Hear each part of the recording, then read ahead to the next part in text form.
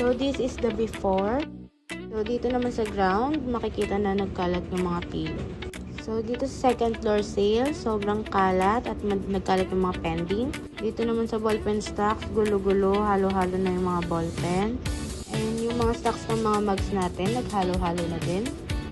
Dito sa third floor printing area na makikita na makalat at magulo, may mga nakasabit na basahan. Sa third floor sales naman, madami mga pending racks na nagkalat, mga pending, basura. Dito naman sa mga pending racks, hindi nakasalansan yung mga basket, may mga plastic sa iba. Dito naman sa Studio 1, makikita na nagkalat yung mga tarp and yung mga upuan. Sa fourth floor CR, makikita na madumi at maputik yung CR. And sa pantry, makikita na makalat. So, this is the after.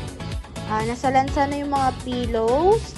Then, sa second floor naman po, naayos na yung mga pending racks nila at yung mga pending nalagay na sa mga designated basket.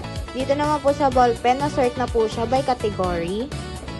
Sa mugs din po, na-sort na din po siya by category.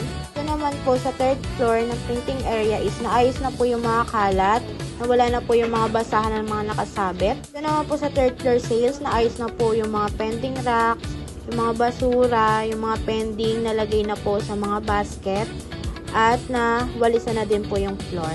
Dito po sa mga pending area po namin is na salansa na po yung mga basket. Studio naman po is naayos na po yung mga chairs and yung tarp po.